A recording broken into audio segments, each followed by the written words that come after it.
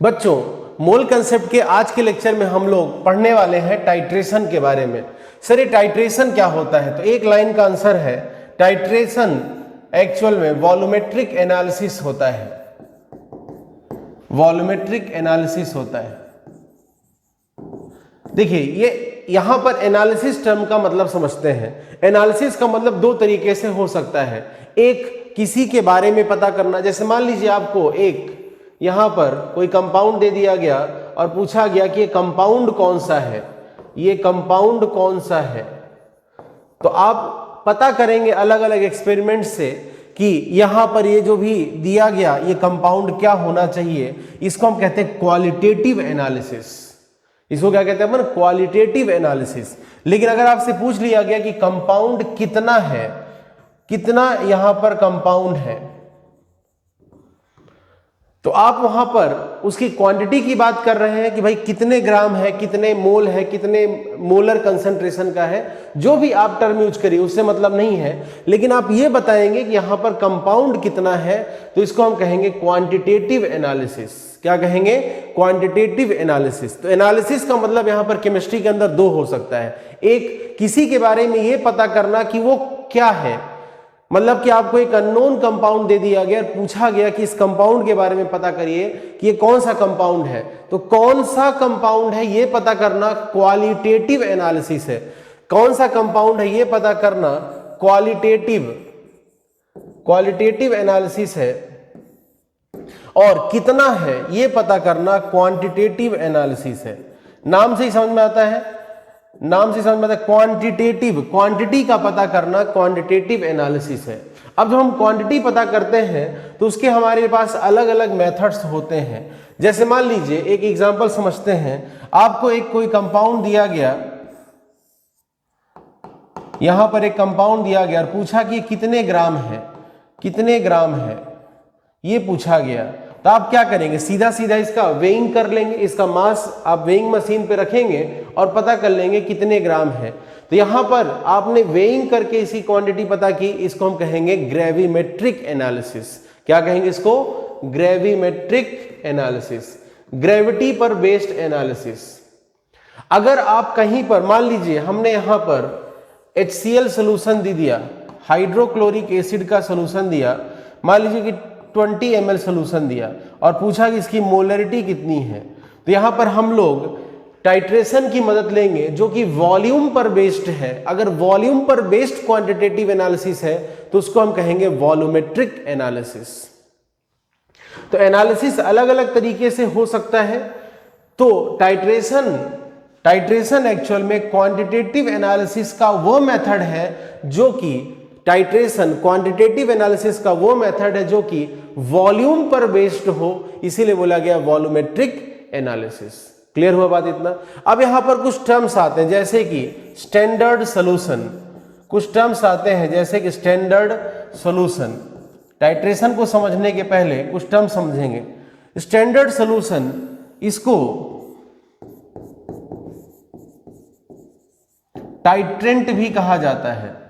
तो आंसर एक लाइन का है। स्टैंडर्ड सॉल्यूशन मतलब ऐसा सॉल्यूशन जिसका कंसंट्रेशन नोन हो। तो स्टैंडर्ड सॉल्यूशन जब भी बोला जाएगा तो क्या कहेंगे? Solution of known concentration.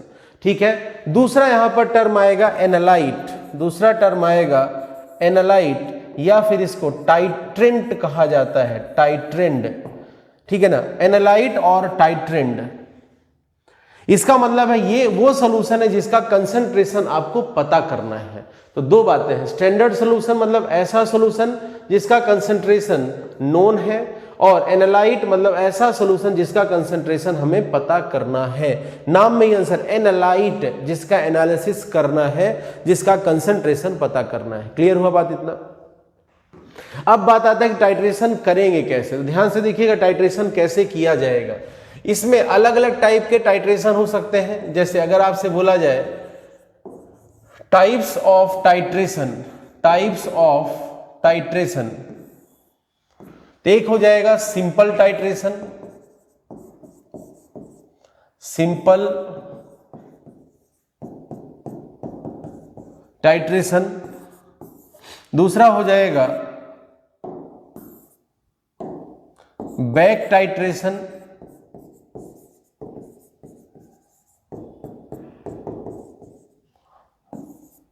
और तीसरा हो जाएगा डबल टाइट्रेशन। डबल टाइट्रेशन, जो सिंपल टाइट्रेशन होता है इसमें हमको दो तरीके के टाइट्रेशन पढ़ने होते हैं। एक होता है एसिड बेस टाइट्रेशन और दूसरा रेडॉक्स टाइट्रेशन। क्लियर हो गया बात इतना? बैक टाइट्रेशन का हमको थोड़ा सा डिटेल पढ़ना है, डबल टाइट्रेशन का हमको डिस्कशन ही नहीं करना है, सिर्फ नाम आपने सुना हो यही बहुत। अब ध्यान से समझिएगा, सबसे पहले हम यहां पर एसिड बेस टाइट्रेशन के थ्रू टाइट्रेशन का पूरा कंसेप्ट समझेंगे। एसिड बेस टाइट्रेशन के थ्रू हम लोग टाइट्रेशन की कहानी को समझने वाले हैं। एसिड बेस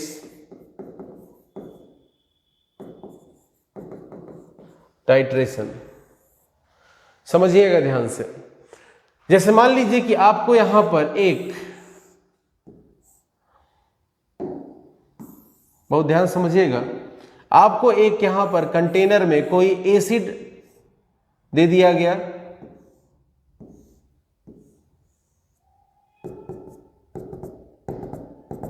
यहां पर मान लीजिए आपको HCl सोल्यूशन दे दिया गया, हाइड्रोक्लोरिक एसिड का सोल्यूशन दे दिया गया, और पूछा गया कि इस सोल्यूशन की मोलैरिटी बताइए, इस सोल्यूशन की मोलैरिटी बताइए। और जब आप इसकी मोलैरिटी पता करना चाहते हैं तो ये हमारे लिए किसकी तरह काम करेगा? ये हमारे लिए काम करेगा एनालाइट की तरह, या फिर ये हमारे लिए काम करेगा टाइट्रेंड की तरह। बात समझ में आ गया? ये किसकी तरह काम करेगा? एनालाइट या फिर टाइट्रेंड की तरह। क्लियर हुआ बात इतना? जिसका कंसंट्रेशन पता करना है। अब देखिए, अगर आप हाइड्रोक्लोरिक एसिड का कंसंट्रेशन पता करना चाहते हैं, आपको पता है कि ये एसिड है, ये क्या है? ये एसिड है, तो एसिड रिएक्शन किसके साथ करेगा? बेस के साथ करेगा। अगर आप हाइड्रोक्लोरिक एसिड का कंसंट्रेशन पता करना चाहते हैं तो इसको आपको किसी के साथ रिएक्शन कराना पड़ेगा, और आपको पता है कि ये एसिड है तो रिएक्शन किसके साथ करेगा? बेस के साथ। तो आपने क्या किया, जब आपको पता चला कि हमें HCl सॉल्यूशन का कंसंट्रेशन पता करना है, मान लीजिए कि कंसंट्रेशन में यहां पर मोलैरिटी पता करना है, अगर हमें हाइड्रोक्लोरिक एसिड की मोलैरिटी पता करना है, जिसकी कंसंट्रेशन पता करना हो एनालाइट या फिर टाइट्रेंड हो गया, आपको हाइड्रोक्लोरिक एसिड की कंसंट्रेशन के बारे में जानकारी निकालनी है, तो आप एसिड का रिएक्शन कराएंगे किससे? तो आंसर आता है सर बेस के साथ कराएंगे। तो आपने इस HCl का रिएक्शन कराने के लिए यहां पर NaOH का एक सॉल्यूशन खुद से प्रिपेयर किया। आपने यहां पर NaOH का सॉल्यूशन प्रिपेयर किया, ये NaOH का सॉल्यूशन आपने यहां पर प्रिपेयर किया, ठीक है, NaOH सॉल्यूशन। लेकिन अब अगर आप ऐसा सोचिए कि HCl का कंसंट्रेशन पता करना है, मतलब ये अननोन कंसंट्रेशन का सॉल्यूशन है, और जो NaOH हमने प्रिपेयर किया इसका भी कंसंट्रेशन अननोन रहे, तो फिर कुछ नहीं सॉल्व कर पाएंगे। अगर ये अननोन कंसंट्रेशन का है तो फिर ये नोन कंसंट्रेशन का होना चाहिए। तो मैं यहां लिख देता हूं NaOH solution of known concentration. यहां पर एज्यूम कर लेते हैं इसका concentration, let concentration is equal to 0.4 molar. हम यहां पर एक NaOH सॉल्यूशन प्रिपेयर कर रहे हैं नॉन कंसंट्रेशन का। अगर ये नॉन कंसंट्रेशन का सॉल्यूशन है तो इसको क्या कहा जाएगा? ये नॉन कंसंट्रेशन का सॉल्यूशन है, इसको कहा जाएगा स्टैंडर्ड सॉल्यूशन। इसको क्या कहा जाएगा? स्टैंडर्ड सॉल्यूशन, स्टैंडर्ड सॉल्यूशन, या फिर इसको कहा जाएगा टाइट्रेंट। मैंने अभी आपको कुछ बात बताई, मैंने यहां पर कुछ बताया कि टाइट्रेशन में हमारे पास दो तरीके के टर्म्स आते हैं। एक आता है टर्म स्टैंडर्ड सॉल्यूशन, एक टर्म आता है स्टैंडर्ड सॉल्यूशन, और टाइट्रेंट। स्टैंडर्ड सॉल्यूशन मतलब solution of known concentration. Standard solution means solution of known concentration. तो देखिए यहां पर मैंने क्या लिखा है कि इसका कंसंट्रेशन नोन है। एनालाइट मतलब जिसका कंसंट्रेशन आप पता करना चाहते हो, इस एनालाइट का दूसरा नाम है टाइट्रेंड। टाइट्रेंड ध्यान रखिएगा, स्टैंडर्ड के लिए टाइट्रेंट और एनालाइट के लिए टाइट्रेंड, ऐसा ध्यान रखिएगा। अब उसको ऐसे भी ध्यान रखते हैं, स्टैंडर्ड में देखो डी आ रहा है, स्टैंडर्ड में डी आया, स्टैंडर्ड डी आया, तो इसमें बिना डी वाला नाम लिया गया टाइट्रेंट, यहां कहीं भी डी नहीं है। एनालाइट में डी नहीं आया तो इसमें डी नाम वाला ले लिया गया, देखो यहां डी है टाइट्रेंड में, ऐसा याद रख सकते हैं आप। स्टैंडर्ड में डी आया तो दूसरा नाम जो उसमें डी नहीं आया, एनालाइट में डी नहीं आया तो दूसरे नाम में डी आया, ऐसा ध्यान रख सकते हैं। स्टैंडर्ड इस नाम में डी है तो जो दूसरा नाम है टाइट्रेंट इसमें डी नहीं है। एनालाइट इस नाम में कहीं भी डी नहीं है तो जो दूसरा नाम है मतलब टाइट्रेंड इस नाम में डी है, ऐसा आप याद रख सकते हैं। ठीक है, चलिए तो आगे बढ़ते हैं। तो मैंने यहां पर क्या बोला, ध्यान से देखिएगा, यहां पर एसिड बेस टाइट्रेशन करना था, यहां पर आपको HCl सोल्यूशन दिया गया, इसका कंसंट्रेशन पता करना है। इसका कंसंट्रेशन पता करना है, इसको क्या कहेंगे, एनालाइट और टाइट्रेंड। लेकिन आपको जब पता चला कि HCl का कंसंट्रेशन नोन नहीं है, इसके बारे में जानकारी निकालनी है, तो आपने एक नोन कंसंट्रेशन का बेस सोल्यूशन प्रिपेयर किया, रिएलेट से NaOH का सोल्यूशन आपने प्रिपेयर किया। तो यहां लिखा गया NaOH solution of known concentration. Known concentration का सोल्यूशन क्या कहलाएगा, स्टैंडर्ड सोल्यूशन या फिर टाइट्रेंट। ये क्लियर हो गया। ये हमने टाइट्रेशन करने के लिए कहानी तैयार कर ली। अब ध्यान समझिएगा हम करेंगे क्या, बहुत ध्यान समझिएगा। यहां पर हम लोग क्या करेंगे, एक ब्यूरेट लेंगे। ब्यूरेट एक ऐसा, जैसा आपको दिखाई दे रहा है, एक ऐसा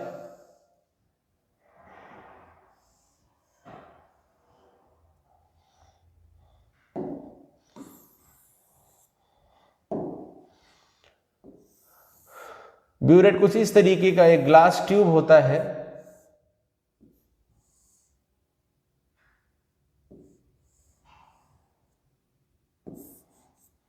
ठीक है, ये इस तरीके के ग्लास ट्यूब होते हैं, इसको ब्यूरेट कहते हैं। इसके नीचे हम लोग यहां पर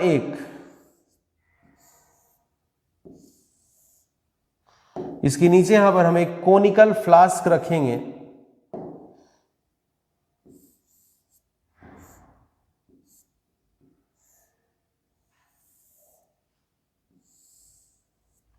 और इस कोनिकल फ्लास्क में हम HCl सोल्यूशन डाल देंगे, जिस सोल्यूशन का कंसंट्रेशन हमें पता करना था। इसका कंसंट्रेशन हमें पता करना है, क्वेश्चन मार्क लगा देता हूं। लेकिन जितना HCl सोल्यूशन यहां लिया जाएगा उसका वॉल्यूम नोन रहेगा। यहां पर HCl सोल्यूशन का कंसंट्रेशन तो नहीं पता, लेकिन इसका वॉल्यूम आपने इसके अंदर कितना लिया वो पता रहेगा। तो यहां पर मैं लिख देता हूं नोन वॉल्यूम, और एज्यूम कर लेते हैं कुछ वॉल्यूम का value, let V is equal to 10 ml। Assume कर लेते हैं कि 10 ml यहां पर हमने क्या ले लिया है, HCl सोल्यूशन लिया है। यहां पर क्या करेंगे, ब्यूरेट है, इस ब्यूरेट में हम नॉन कंसंट्रेशन का सोल्यूशन भरेंगे। अब हमारे पास नॉन कंसंट्रेशन का सोल्यूशन कौन है, NaOH है। भाई एसिड से बेस ही तो रिएक्शन करेगा, तो यहां पर हम NaOH सोल्यूशन लेंगे और यहां लेंगे हम NaOH solution of known concentration, NaOH solution of known concentration. Assume कर लेते हैं कि concentration, let concentration is equal to, पीछे हमने कितना एज्यूम किया था, 0.4। एज्यूम कर लेते हैं कि इसका कंसंट्रेशन है 0.4 molar, NaOH solution of known concentration. अब देखिए इसका कंसंट्रेशन आप पता करना चाहते हो तो आपके लिए क्या हो चुका है, एनालाइट और टाइट्रेंड। इसका कंसंट्रेशन आपको नोन है तो ये आपके लिए क्या हो गया, स्टैंडर्ड सोल्यूशन। ये क्या हो गया, स्टैंडर्ड सोल्यूशन, या फिर इसका दूसरा नाम क्या हो गया, दूसरा नाम क्या हो गया, टाइट्रेंट। टाइट्रेंट ये ले लिया हमने। अब क्या करेंगे, अब हम लोग यहां पर क्या करेंगे, इसको बाकी क्लैंप वगैरह से कनेक्ट कर देते हैं, उस पर मैं बहुत टाइम वेस्ट नहीं कर रहा हूं। अब यहां पर देखिए एक प्रॉब्लम है। प्रॉब्लम क्या है, ध्यान समझिएगा। हाइड्रोक्लोरिक एसिड HCl जब NaOH के साथ रिएक्शन कराएगा तो बनने वाला प्रोडक्ट होगा NaCl प्लस वाटर। यहां एक प्रॉब्लम क्या है कि HCl कलरलेस है, NaOH कलरलेस है, NaOH कलरलेस है, NaCl कलरलेस है, पानी भी कलरलेस है। मतलब यहां पर जितने भी रिएक्टेंट्स हैं और जितने भी प्रोडक्ट्स हैं सभी के सभी कलरलेस हैं। तो प्रॉब्लम क्या होगा, जब आप इन दोनों का रिएक्शन करा रहे होंगे तो रिएक्शन कब कंप्लीट हुआ ये पता ही नहीं चलेगा। रिएक्शन कब कंप्लीट हुआ ये आपको पता ही नहीं चलेगा। तो ये जानने के लिए जब ऐसी कंडीशन आ जाए कि रिएक्शन कब कंप्लीशन के लिए गया और कब कंप्लीशन के लिए नहीं गया, इसकी जानकारी मिलना मुश्किल हो, तो वहां पर हम लोग कुछ एक्स्ट्रा मटेरियल उस रिएक्शन मिक्सचर में ऐड करते हैं। जैसे HCl और NaOH की रिएक्शन से NaCl और H2O बना, ना तो प्रोडक्ट्स कलर्ड हैं और ना ही HCl NaOH कलर्ड है, कोई कलर्ड नहीं है, सबके सब कलरलेस है। कब NaOH ने HCl को 100% न्यूट्रलाइज कर दिया इसकी जानकारी हमें नहीं मिलेगी, क्योंकि कोई कलर चेंज ऑब्जर्व भी नहीं होगा। आप ऊपर से NaOH डालते रहिए, नीचे HCl NaOH के साथ रिएक्शन करता रहेगा, NaCl बना लेगा, पूरा HCl खत्म हो जाएगा, तब भी आप NaOH डालते रहिए, आपको पता ही नहीं चलेगा कि HCl अभी बचा है कि कंप्लीटली कंज्यूम हो गया। क्यों? क्योंकि यहां पर कोई आपको कलर चेंज ऑब्जर्व नहीं होगा। आप एक्सपेरिमेंट देख रहे हैं, आपको पता ही नहीं चलेगा कि एक्सपेरिमेंट रोकना कब है। तो इसके लिए यहां पर इंडिकेटर ऐड किया जाएगा। क्या ऐड किया जाएगा यहां पर? इंडिकेटर। इसके लिए यहां पर जो सब्सटेंस ऐड किया जाएगा उसको हम कहेंगे इंडिकेटर। यहां पर हम जो सब्सटेंस यूज करेंगे उसको कहेंगे इंडिकेटर। इंडिकेटर एक ऐसा सब्सटेंस होगा जो कलर चेंज करके रिएक्शन के कंप्लीशन की इंफॉर्मेशन देगा। ठीक है, जैसे यहां पर यूज होने वाला इंडिकेटर होता है फिनोप्थिलीन, जिसको डिनोट किया जाता है HPH से। फिनोप्थिलीन को डिनोट किससे किया जाता है? HPH से। होता क्या है फिनोप्थिलीन के बारे में थोड़ा सा जानकारी ले लेते हैं। फिनोप्थिलीन HPH डिसोसिएट होकर के देता है H+ और PH-। फिनोप्थिलीन डिसोसिएट होकर के क्या देता है? HPH। ये फिनोप्थिलीन का सिंबल है HPH। ये डिसोसिएट होकर के आपको यहां पर देगा H+ और PH-। जो यहां पर PH- इसका फिनोप्थिलेट आयन है। फिनोप्थिलेट आयन मतलब फिनोप्थिलीन से मिलने वाला एनायन, ये पिंक कलर का होता है और फिनोप्थिलीन खुद कलरलेस होता है। फिनोप्थिलीन खुद कैसा होता है? कलरलेस होता है। अगर मीडियम एसिडिक है, अगर मीडियम एसिडिक है, ध्यान समझिएगा, अगर मीडियम एसिडिक है तो आपको यहां पर फिनोप्थिलीन दिखाई देगा, और अगर मीडियम बेसिक है तो आपको फिनोप्थिलेट आयन दिखाई देगा, जिसकी वजह से आपको पिंक कलर मिलेगा। ये हो गया फिनोप्थिलीन की केमिस्ट्री। बाकी इसका डिटेल हम लोग बाद में देख लेंगे, फिलहाल के लिए इतने से काम चलाइए। होगा क्या, फिनोप्थिलीन इंडिकेटर की बात करें तो फिनोप्थिलीन इंडिकेटर HPH आयोनाइज होकर के देता है H+ और PH-। PH- is phenolphthalate ion. Phenolphthalate ion is pink in colour and it is observe mainly in basic medium. ज्यादा क्वांटिटी में ऑब्जर्व होगा जब मीडियम कैसा होगा? बेसिक होगा। और वहीं अगर मीडियम एसिडिक होगा तो HPH ऐसा ही का ही रह जाएगा, उसका आयोनाइजेशन बहुत कम होगा। HPH जैसा है वैसा का वैसा रहेगा, बहुत कम वो उधर आयोनाइज होगा, तो आपको सोल्यूशन कलरलेस दिखाई देगा। लेकिन ये मीडियम कैसा होना चाहिए इसके लिए? एसिडिक। तो काम की बात क्या है, जब तक मीडियम एसिडिक है फिनोप्थिलीन आपको कलरलेस सॉल्यूशन दिखाएगा, लेकिन जैसे ही मीडियम बेसिक होगा, जैसे ही मीडियम बेसिक होगा फिनोप्थिलीन आपको पिंक कलर दिखाई देगा। कलर चेंज आपको टाइट्रेशन का एंड पॉइंट बताने में मदद करेगा। एंड पॉइंट मतलब जहां पर आप टाइट्रेशन को रोक देंगे, एंड पॉइंट मतलब जहां पर आप टाइट्रेशन को स्टॉप कर देंगे। अब ध्यान से समझिएगा, ध्यान से समझिएगा। यहां पर हमने क्या देखा,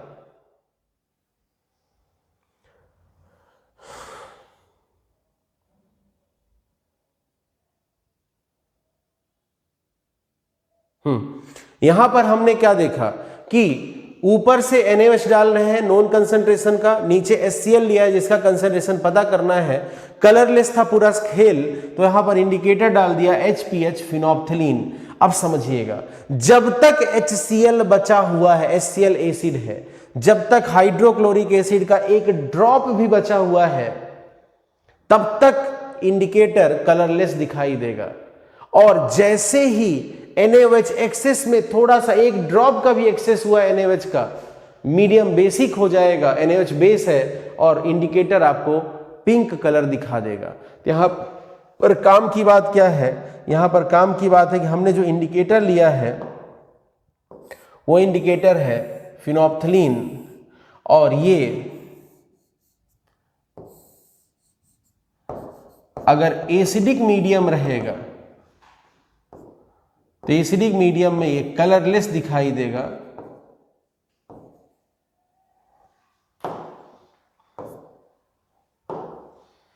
एसिडिक मीडियम में ये कलरलेस दिखाई देगा, और बेसिक मीडियम में ये पिंक कलर इंपार्ट करेगा। चलिए अब कहानी आगे बढ़ाते हैं। हम क्या करेंगे, ध्यान से देखिएगा, हम क्या करेंगे, यहां पर ध्यान से देखिएगा, हम ये स्टॉपर ऐसे घुमा देंगे, ओपन हो जाएगा, और स्टॉपर ऐसे ही जैसे ही यहां पर ओपन करेंगे, ये जो यहां पर NaOH है ये ड्रॉप बाय ड्रॉप इस HCl में गिरना चालू हो जाएगा। ये देखिए यहां पर ड्रॉप बाय ड्रॉप NaOH इस HCl में यहां पर गिरता रहेगा। ठीक है, NaOH इस HCl से रिएक्शन करता रहेगा। अब एक एग्जांपल लेते हैं, एज्यूम करिए, ध्यान समझिएगा, बहुत इंपॉर्टेंट कहानी बताने वाला हूं, ध्यान समझिएगा। एज्यूम करिए कि यहां पर HCl के 10,000 मॉलिक्यूल्स हैं। जरा रिएक्शन को देखिए, HCl का 1 मॉलिक्यूल NaOH के 1 मॉलिक्यूल के साथ रिएक्शन करता है, बैलेंस्ड रिएक्शन है ये। इससे दिखता है कि HCl का 1 मॉलिक्यूल NaOH के 1 मॉलिक्यूल के साथ रिएक्शन करेगा। कोई और बेस लिए होते तो फिर उस बैलेंस्ड रिएक्शन के हिसाब से हम बात करते हैं। तो यहां पर देखिएगा, एज्यूम कर लेते हैं कि हाइड्रोक्लोरिक एसिड के 10,000 मॉलिक्यूल्स हैं, NaOH डालते जा रहे हैं। मान लीजिए हमने NaOH के 9,999 मॉलिक्यूल्स NaOH के डाल दिए, तो NaOH के 9,999 मॉलिक्यूल्स, NaOH के 9,999 मॉलिक्यूल्स, इसके 9,999 मॉलिक्यूल्स को न्यूट्रलाइज कर देंगे। अब HCl का सिर्फ एक मॉलिक्यूल बचा है, एक मॉलिक्यूल तो HCl का बचा है ना अभी भी, और NaOH जो है HCl के साथ न्यूट्रलाइज हो चुका है, तो मीडियम एसिडिक रहेगा, फिनोप्थलीन अभी कलरलेस दिखाएगा। अब आपने क्या कर दिया, यहां पर NaOH का एक और मॉलिक्यूल ऐड कर दिया। NaOH का जो एक मॉलिक्यूल आया, इसने HCl के इस एक मॉलिक्यूल को न्यूट्रलाइज कर दिया। अब यहां पर ना तो NaOH का कोई मॉलिक्यूल है और ना ही HCl का कोई मॉलिक्यूल है, और यहां पर NaOH और HCl दोनों के इक्विवेलेंट्स एग्जैक्टली इक्वल है। इसको हम कहते हैं इक्विवेलेंट पॉइंट। एक ऐसा पॉइंट क्रिएट होगा जहां पर HCl का इक्विवेलेंट और NaOH का इक्विवेलेंट एग्जैक्टली इक्वल होंगे, उसको हम कहेंगे इक्विवेलेंट पॉइंट। लेकिन अभी इस कंडीशन में प्रॉब्लम क्या है, यहां पर प्रॉब्लम यह है कि HCl पूरी तरीके से NaOH से न्यूट्रलाइज हो चुका है, ना तो एक्स्ट्रा क्वांटिटी में वहां NaOH पड़ा है और ना ही एक्स्ट्रा क्वांटिटी में वहां पर HCl पड़ा है। ठीक है, अब क्या किया आपने एक और एक्स्ट्रा ड्रॉप NaOH का डाल दिया। जैसे ही आपने एक NaOH का एक्स्ट्रा ड्रॉप ऐड किया, अब वहां NaOH के साथ रिएक्शन करने के लिए HCl अवेलेबल नहीं है। जब आपने एक्स्ट्रा NaOH ऐड किया तो HCl से रिएक्शन करने NaOH से रिएक्शन करने के लिए HCl अवेलेबल है ही नहीं, क्योंकि HCl के जितने मॉलिक्यूल थे सब कंज्यूम हो चुके हैं। अब जो NaOH गया वो सॉल्यूशन में एज इट इज पड़ा रहेगा, और NaOH एक बेस है, एक्स्ट्रा NaOH जो गया वो वहां पड़ा रहेगा और मीडियम को बेसिक कर देगा। बेसिक मीडियम होते ही फिनोप्थलीन पिंक कलर दिखा देगा। ये जो पिंक कलर जब आएगा, ये जो यहां पर पिंक कलर आएगा, इससे हमें पता चल जाएगा कि पिंक कलर यहां पर जैसे ही आएगा पता चल जाएगा कि HCl पूरी तरीके से कंज्यूम हो चुका है, HCl पूरी तरीके से कंज्यूम हो चुका है और नेग्लिजिबल क्वांटिटी में थोड़ा सा एक ड्रॉप, मान लो एक ड्रॉप NaOH हो सकता है एक्स्ट्रा, वहां पर थोड़ा सा NaOH एक्स्ट्रा पड़ा हुआ है, ठीक है, उतना तो पड़ा रहेगा, उतना एरर लेके चलना पड़ेगा। HCl पूरी तरीके से कंज्यूम हो चुका है और NaOH नेग्लिजिबल क्वांटिटी में, थोड़ा सा एक्स्ट्रा क्वांटिटी में, नेग्लिजिबल अमाउंट में, थोड़ा सा नेग्लिजिबल क्वांटिटी में, एक्स्ट्रा अमाउंट में यहां पर इस कोनिकल फ्लास्क में एक्स्ट्रा पड़ा हुआ है, जिसकी वजह से यहां पर फिनोल्फ्थालीन पिंक कलर दिखाई दे रहा है। जैसे ही पिंक कलर दिखेगा आप इमीडिएटली इस स्टॉपर को बंद कर देंगे। ये जो स्टॉपर लगा हुआ, देखिएगा ध्यान से, ये स्टॉपर लगा हुआ है, ये इस फ्लो को ज्यादा कम और रोकने के लिए काम आएगा। जैसे ही यहां पिंक कलर मिला आपने स्टॉपर बंद कर दिया और आपने टाइट्रेशन वहां रोक दिया। जहां पर आपने टाइट्रेशन रोका उस पॉइंट को कहा जाएगा एंड पॉइंट। क्या कहा जाएगा उसको? And point. एंड पॉइंट पर जितना NaOH कंज्यूम हुआ, मान लीजिए NaOH जो कंज्यूम हुआ है, एक एग्जांपल के लिए, एंड पॉइंट जब आया तब तक जितना NaOH कंज्यूम हुआ, लेट से आपको पता चला कि 20 ml NaOH कंज्यूम हुआ है। एक ऐसा एग्जांपल ले लेते हैं कि एंड पॉइंट पर NaOH जो कंज्यूम हुआ है, यहां पर ये इस ब्यूरेट के अंदर यहां पर ऐसा स्केल लगा रहता है मेजरमेंट करने के लिए, यहां स्केल लगा रहता है मेजरमेंट करने के लिए। जैसे ही एंड पॉइंट आया आपने यहां स्टॉपर रोका और देखा कि अरे यार NaOH का 20 ml कंज्यूम हो गया है। अब जरा ध्यान से देखिएगा, जो NaOH आपने लिया था उसका कंसंट्रेशन नोन था, कितना NaOH कंज्यूम हुआ वो पता चल गया, और जो HCl का मोलैरिटी पता करना था उसका वॉल्यूम नोन था। अब जरा ध्यान से देखिए, यहां पर NaOH स्टैंडर्ड सोल्यूशन है इसलिए इसका कंसंट्रेशन नोन है, कितना NaOH एंड पॉइंट तक कंज्यूम हुआ ये हमने टाइट्रेशन के दौरान पता कर लिया, कितना HCl का वॉल्यूम हमने लिया था ये पहले से नोन था। अब एक ही अननोन है, कौन? HCl की मोलैरिटी।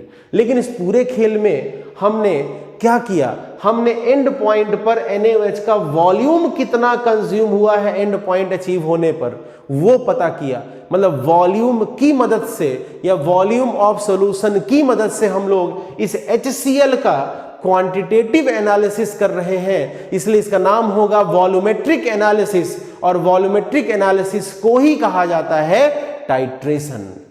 वॉल्यूमेट्रिक एनालिसिस को ही कहा जाता है टाइट्रेशन। क्लियर हुआ बात इतना? ये यहां पर पूरी कहानी हो गई।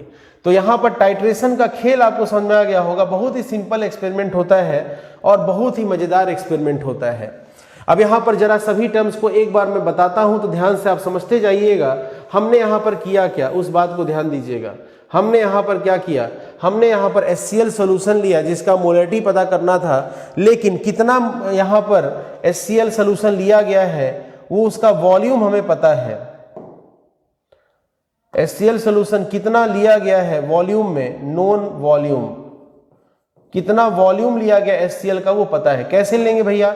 देखिए, आपको यहाँ HCl सॉल्यूशन दिया था, आपको HCl सॉल्यूशन दिया था, यहां पर हम लोग क्या करेंगे, नोन वॉल्यूम का HCl सॉल्यूशन बाहर निकालेंगे और उसको इस कोनिकल सॉल्यूशन के अंदर पोर कर देंगे, डाल देंगे। मान लीजिए हमने 10 ml HCl सॉल्यूशन लिया, वॉल्यूम तो मेजर कर सकते, ठीक है। तो हम लोग यहां पर गिवन HCl सॉल्यूशन में से, इस गिवन HCl सॉल्यूशन में से एक पिपेट होता है, ऐसे डालेंगे और मान लो 10 ml हमने HCl निकाला, वो लेंगे और इस कोनिकल फ्लास्क के अंदर डाल देंगे। पिपेट क्या होता है, एक्चुअल में एक ऐसा पाइप रहता है पतला सा, उसमें मेजरमेंट के लिए स्केल बना होता है। तो आप समझिएगा क्या करेंगे, आप क्या करेंगे, वो पाइप लेंगे जिसको पिपेट कहते हैं, उसको इसमें डालेंगे और थोड़ा सा आप चाहे तो खींच भी सकते हो, उसमें पंप भी लगा होता है छोटा सा, ऐसे मतलब मैकेनिकल पंप होता है। आप उसको ऐसे खींच लेंगे और पता कर लेंगे। अच्छा, मान लीजिए आपने 10 ml यहाँ से HCl निकाल लिया, उस 10 ml HCl को निकाला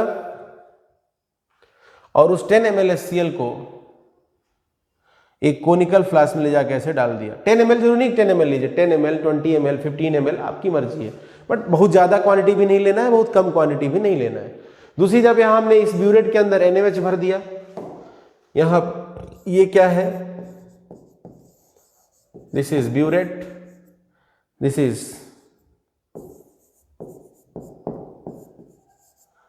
कोनिकल फ्लास्क, और इस कोनिकल फ्लास्क में HCl सोल्यूशन भर दिया। दोनों कलरलेस है तो इंडिकेटर डाल दिया फिनोप्थिलीन। फिनोप्थिलीन एसिडिक मीडियम में कलरलेस और बेसिक मीडियम में पिंक कलर दिखाएगा। तो यहाँ पर हम लोग क्या करेंगे, इस स्टॉपर को ओपन करेंगे, ड्रॉप बाय ड्रॉप NaOH आने देंगे। NaOH HCl से रिएक्शन करता जाएगा, HCl से रिएक्शन करता जाएगा, करता जाएगा, करता जाएगा। एक ऐसा कंडीशन आएगा जब HCl और NaOH के इक्विवेलेंट्स जस्ट इक्वल होंगे, एग्जैक्टली इक्वल होंगे, उसको कहेंगे इक्विवेलेंट पॉइंट। लेकिन इक्विवेलेंट पॉइंट हमारे काम का नहीं है। क्यों नहीं है? क्योंकि इक्विवेलेंट पॉइंट पर आपको कलर चेंज ऑब्जर्व नहीं होगा। जैसे ही HCl और NaOH बराबर हुए, उसका जैसे ही अगला एक एक्स्ट्रा ड्रॉप NaOH का जाएगा, मीडियम बेसिक हो जाएगा। मीडियम के बेसिक होते ही फिनोप्थिलीन अपना कलर चेंज करके पिंक कलर दिखा देगा। आपको जैसे ही पिंक कलर दिखेगा, आप इमीडिएटली टाइट्रेशन स्टॉप कर देंगे। आप इमीडिएटली टाइट्रेशन स्टॉप कर देंगे, एंड कर देंगे टाइट्रेशन का, और उस पॉइंट को नाम दिया जाएगा एंड पॉइंट। और एंड पॉइंट पर जो वॉल्यूम मेजर हुआ NaOH का, वो आप देख लेंगे। मान लीजिए 20 ml वॉल्यूम मेजर हुआ। इस पूरी कहानी से अब आप लोग ये पता कर लेंगे कि जो HCl था वो कितना रहा होगा। कैसे पता करेंगे, ध्यान से देखिएगा। कैसे पता करेंगे? आपके पास रिएक्शन है HCl plus NaOH is equal to NaCl plus H2O। यहां पर HCl की मोलरिटी आपको पता करनी है। आपने इसका वॉल्यूम कितना लिया था? 10 ml लिया था। NaOH का मोलरिटी आपको नोन था, हमने जैसे एग्जांपल में लिया 0.4 मोलर, और एंड पॉइंट पर इसका वॉल्यूम हमको पता चला कितना आया? 20 ml। इस HCl का मोलरिटी पता करना है, नोन वॉल्यूम लिया था। NaOH का मोलरिटी नोन था, ये स्टैंडर्ड सॉल्यूशन था। यहां पर ये HCl हमारे लिए किसकी तरह काम कर रहा है?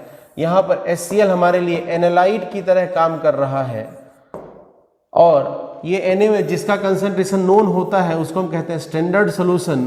तो ये हमारे लिए स्टैंडर्ड सॉल्यूशन की तरह काम कर रहा है। अब हम क्या करेंगे? इक्विवेलेंट कंसेप्ट हम सीख चुके हैं, बस वही अप्लाई कर देंगे। इक्विवेलेंट कंसेप्ट हम जानते हैं, उसको अप्लाई करेंगे। कैसे अप्लाई करेंगे देखिएगा ध्यान से। HCl का valency factor, acid base reaction है, एक H प्लस देगा, वैलेंसी फैक्टर 1। NaOH एक OH माइनस देगा, इसका वैलेंसी फैक्टर भी 1। हम क्या कहेंगे? Equivalents of HCl is equal to equivalents of NaOH। यहां पर वॉल्यूम ml में चल रहा है इसलिए मिली इक्विवेलेंट लिख देता हूं। वॉल्यूम यहां पर ml में है इसलिए मिली इक्विवेलेंट लिख देता हूं। तो मैं लिख देता हूं milli equivalent of HCl is equal to milli equivalent of NaOH। Equivalent concept हम पहले से ही सीख चुके हैं। अब यहां पर क्या होगा? इस HCl की मोलरिटी पता नहीं, तो m वॉल्यूम v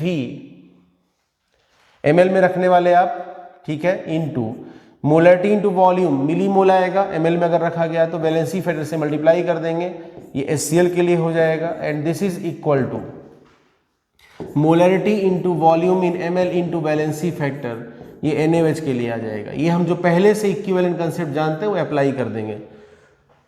जब हम ये अप्लाई कर रहे हैं तो हम ये एज्यूम कर रहे हैं कि HCl और NaOH के इक्विवेलेंट्स एग्जैक्टली इक्वल हैं, जबकि एक्चुअल बात क्या है? इक्विवेलेंट पॉइंट जब आया था वहां पर तो HCl और NaOH के इक्विवेलेंट्स एग्जैक्टली इक्वल थे। एंड पॉइंट पर ये कैलकुलेशन चल रहा है, वहां पर NaOH का इक्विवेलेंट HCl के इक्विवेलेंट से थोड़ा सा ज्यादा होगा। थोड़ा सा मतलब नेग्लिजिबल क्वांटिटी में ज्यादा होगा। वो जो थोड़ा सा ज्यादा अमाउंट आया है वो इंडिकेटर के कलर चेंज को होने के लिए जरूरी है, नहीं तो आपको पता ही नहीं चलेगा टाइट्रेशन कब एंड करना है, कब रोकना है। हम कैलकुलेशन एंड पॉइंट पे कर रहे हैं और ये एज्यूम करके चल रहे हैं कि NaOH एग्जैक्टली इक्वल है HCl से, जबकि प्रैक्टिकली बात करें तो NaOH यहाँ पर बहुत कम क्वांटिटी में, बहुत नेग्लिजिबल क्वांटिटी में ज़्यादा रहेगा। जितना होना चाहिए उससे नेग्लिजिबल क्वांटिटी में ज़्यादा रहेगा। मान लीजिए होना चाहिए 10⁻⁻⁴, या मान लीजिए यहाँ पर NaOH होना चाहिए 1, तो इसमें थोड़ा सा ज़्यादा रहेगा 0.00000001, इतना। इसको इग्नोर कर देंगे, उस पर क्या फर्क पड़ता है। मतलब ऐसा कह सकते हैं कि इक्विवेलेंट पॉइंट 100% एक्यूरेट होता है और एंड पॉइंट नियरली 100% एक्यूरेट होता है, लेकिन पूरा खेल एंड पॉइंट से ही चलता है। मतलब equivalent point is more accurate but of no use, end point is slightly less accurate, बहुत कम, नेग्लिजिबल क्वांटिटी में एक्यूरेसी उसकी कम है लेकिन वही यूजफुल होता है। चलिए यहां पर मोलैरिटी HCl की पता नहीं, वॉल्यूम हमने 10 ml लिया था, वैलेंसी फिर इसका 1 है, इक्वल टू NaOH की मोलैरिटी हमने 0.4 मोलर का सोल्यूशन प्रिपेयर किया था, एंड पॉइंट पर NaOH का 20 ml कंज्यूम हुआ और NaOH का वैलेंसी फैक्टर है 1। यहां से हमको मिल जाएगा क्या, मोलैरिटी ऑफ HCl कितना, 0.8। यहां पर हमने HCl की मोलैरिटी पता कर लिया, क्वांटिटेटिव एनालिसिस कर लिया बाय वॉल्यूम, वॉल्यूम की मदद से किया, इसलिए वॉल्यूमेट्रिक एनालिसिस। क्लियर हुआ बात यहां पर? ये टाइट्रेशन का बेसिक या फंडामेंटल कहानी है। चलिए जल्दी से लिखिए हेडिंग टाइट्रेशन, हेडिंग लिखिए टाइट्रेशन, टाइट्रेशन पॉइंट नोट करिएगा। It is a method of quantitative analysis, it is a method of quantitative analysis which is based on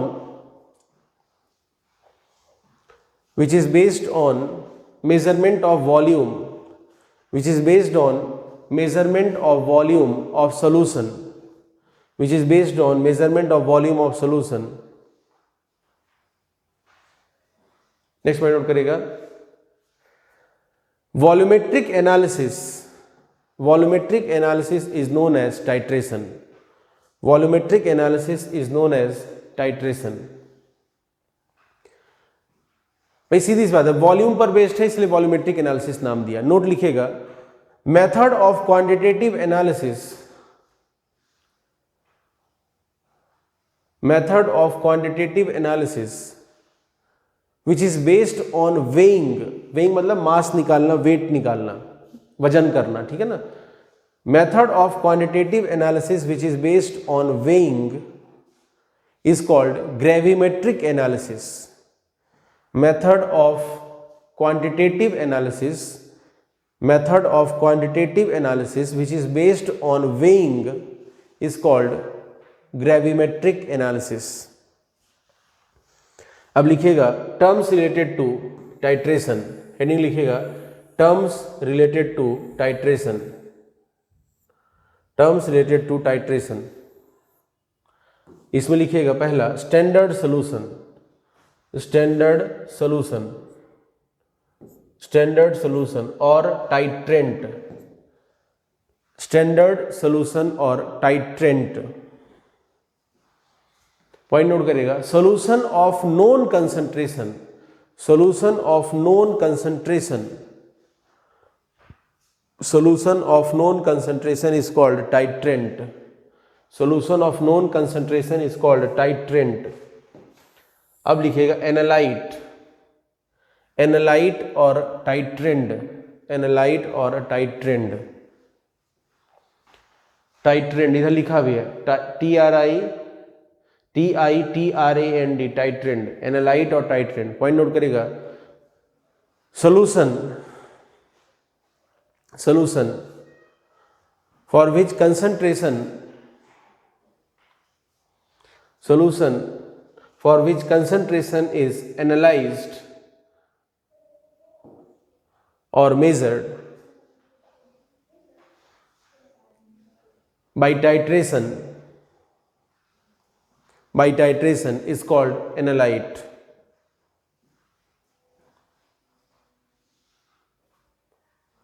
is called analyte. या फिर लिखिएगा अगला, solution of unknown concentration, solution of unknown concentration,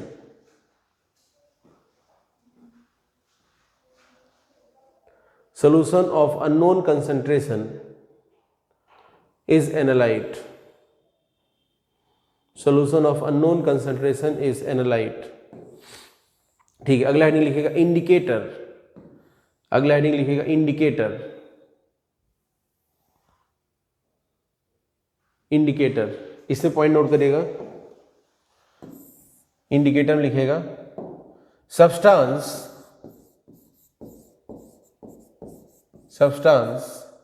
which is used to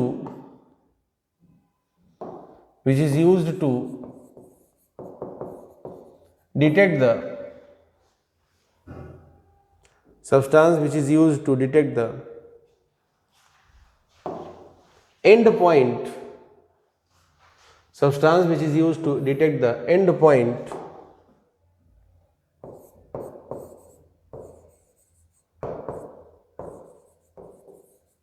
of titration, substance which is used to detect the end point of titration by color change is called indicator, is called indicator, is called indicator. Substance which is used to detect the end point of titration by color change is called indicator. Examples लिखिएगा, यहाँ देखिए, देख के लिखिए.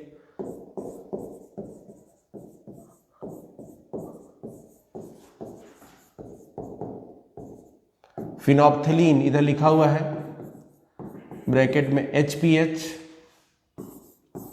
Second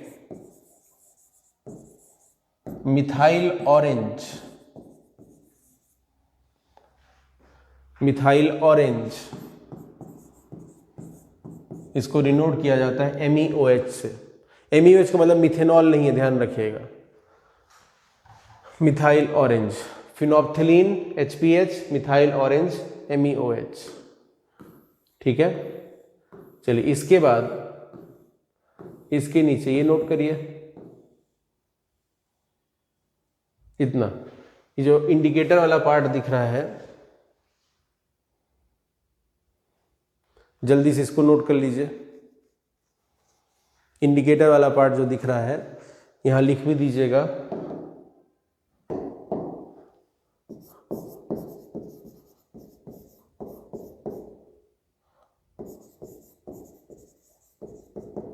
phenolphthalein indicator.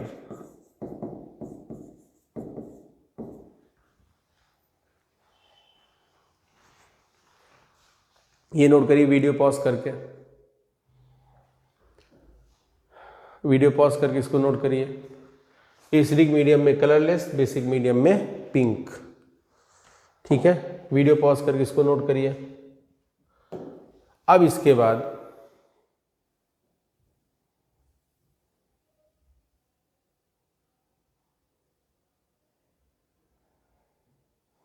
ये note कर लीजिए. Video pause करके ये फोटो जो दिखाई दे रहा है उसको बना लीजिए. वीडियो पॉज करिए और जो दिख रहा है उसको नोट करिए.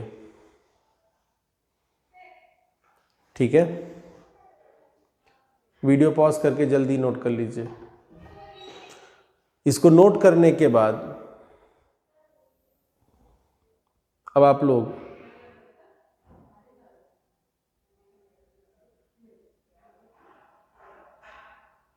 ये कैलकुलेशन नोट कर लीजिए. वीडियो पॉज करके ये कैलकुलेशन नोट कर लीजिए. वीडियो पॉज करिए और इस कैलकुलेशन को नोट करिए.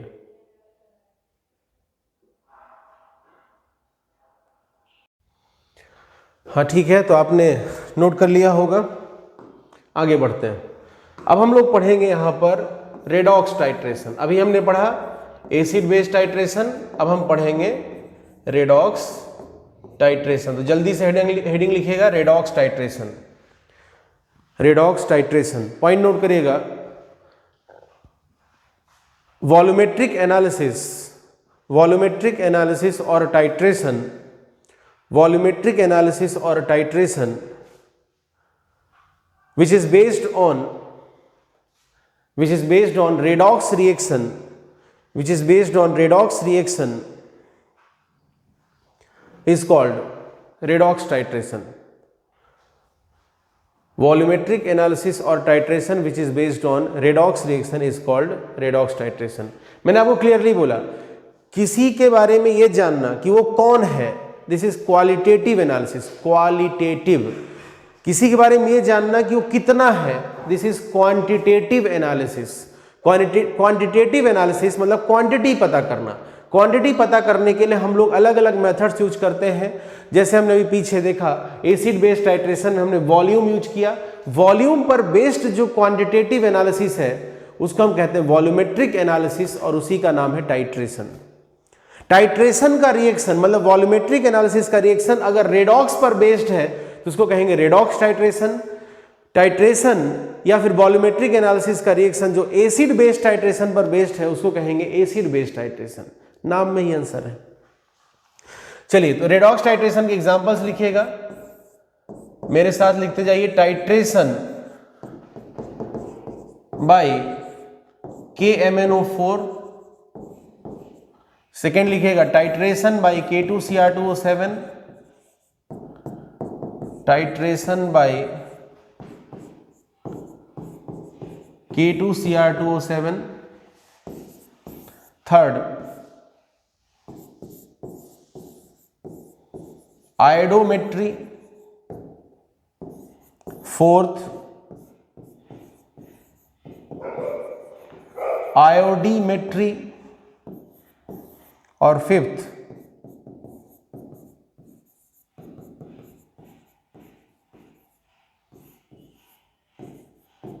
Titration by cerium 4+। ठीक है, देखिए KMnO4 आप जानते हैं स्ट्रॉन्ग ऑक्सीडाइजिंग एजेंट है, K2Cr2O7 स्ट्रॉन्ग ऑक्सीडाइजिंग एजेंट है। आयोडोमेट्री और आयोडीमेट्री की बात करेंगे, आयोडीन पर बेस्ड होता है, हम लोग डिस्कस करेंगे। और सीरियम 4+ भी एक पावरफुल ऑक्सीडाइजिंग एजेंट है।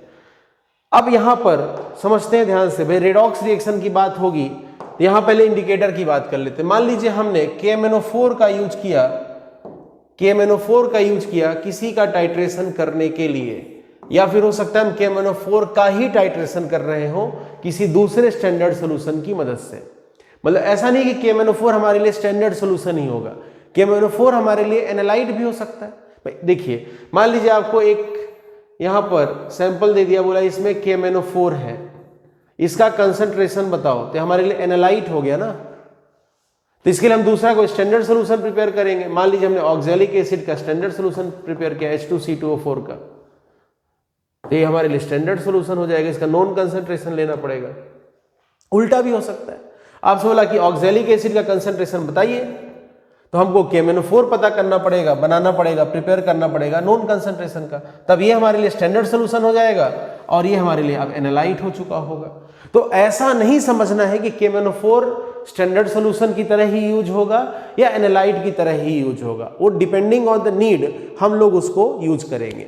मान लीजिए हमको किसी दूसरे का कंसंट्रेशन पता करना है KMnO4 की मदद से, तो उस कंडीशन में दूसरा एनालाइट कहलाएगा, जिसका कंसंट्रेशन पता करना है वो एनालाइट कहलाएगा, और KMnO4 खुद हमको नॉन कंसंट्रेशन का लेना पड़ेगा, वो स्टैंडर्ड सोल्यूशन या टाइट्रेंट कहलाएगा।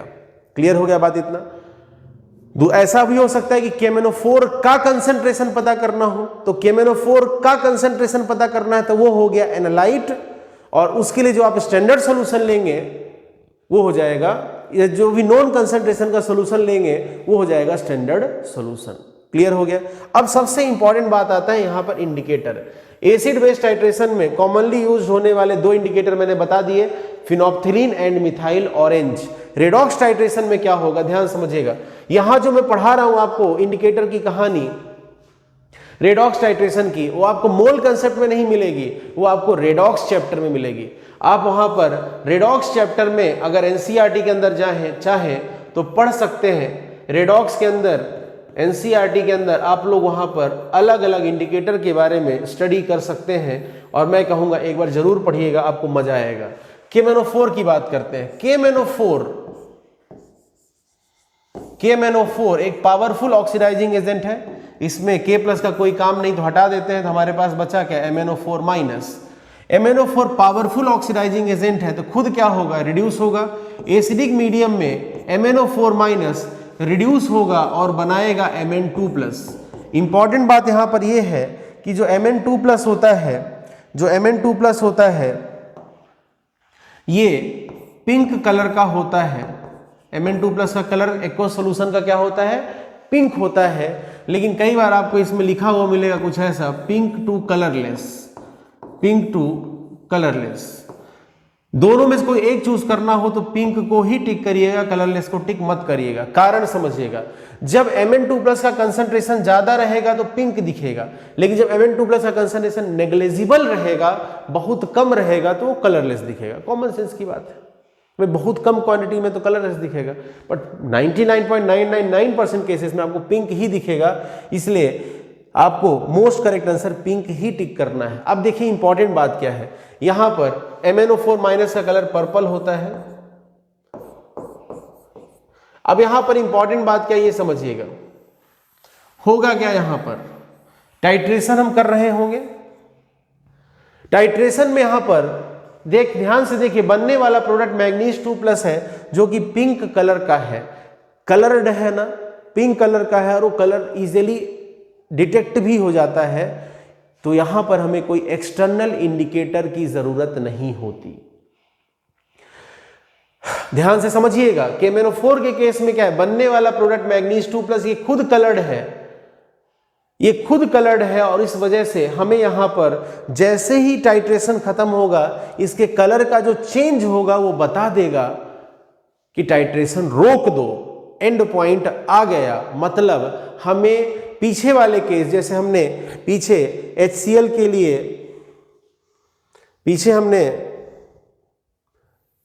पीछे फिनोप्थिलीन इंडिकेटर लिया था, फिनोप्थिलीन इंडिकेटर लिया था जिसने कलर चेंज करके बताया था। तो हमने एक्चुअल में रिएजेंट क्या था, रिएजेंट यहाँ रिएक्टेंट कौन थे, रिएक्टेंट तो यहाँ पर HCl और NaOH थे। यहां पर हमने NaOH एक्स्ट्रा ऐड किया है, इसको हम कहते हैं एक्सटर्नल इंडिकेटर। NaOH हमने यहाँ एक्स्ट्रा ऐड किया था रिएक्शन को डिटेक्ट करने के लिए, एंड पॉइंट को पता करने के लिए। लेकिन जब बात आती है यहाँ पर KMnO4 की, तो इसमें ये खुद कलर चेंज होकर के बता देगा कि रिएक्शन हो गया, एंड पॉइंट आ गया, यहाँ मुझे कोई एक्सटर्नल इंडिकेटर नहीं डालना पड़ेगा। तो ऐसे इंडिकेटर जो ऐसे एनालाइट या फिर ऐसे स्टैंडर्ड सॉल्यूशन, दो में से कुछ भी हो सकता है, मैंने क्लियर कर दिया कि KMnO4 एनालाइट भी हो सकता है, स्टैंडर्ड सॉल्यूशन भी हो सकता है, डिपेंडिंग ऑन द कंडीशन।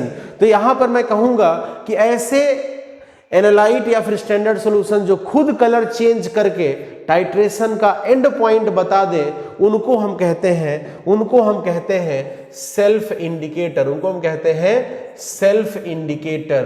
तो एग्जामिनर क्वेश्चन पूछेगा इनमें से कौन सेल्फ इंडिकेटर है, तो आप KMnO4 आंसर टिक कर दीजिएगा। KMnO4 इज सेल्फ इंडिकेटर, वो खुद ब खुद बता देता है, अपने आप बता देता है कलर चेंज करके कि मेरा रिएक्शन कंप्लीट हो गया, टाइट्रेशन रोक दो, तो वो सेल्फ इंडिकेटर कहलाएगा।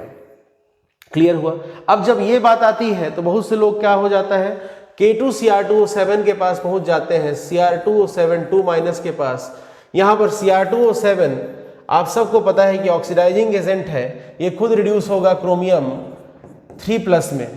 क्रोमियम 3+ भी कलर्ड है, क्रोमियम 3+ भी कलर्ड है, लेकिन यहां पर ये सेल्फ इंडिकेटर की तरह काम नहीं करेगा। ध्यान से सुनिएगा, मैं फिर रिपीट करता हूं, K2Cr2O7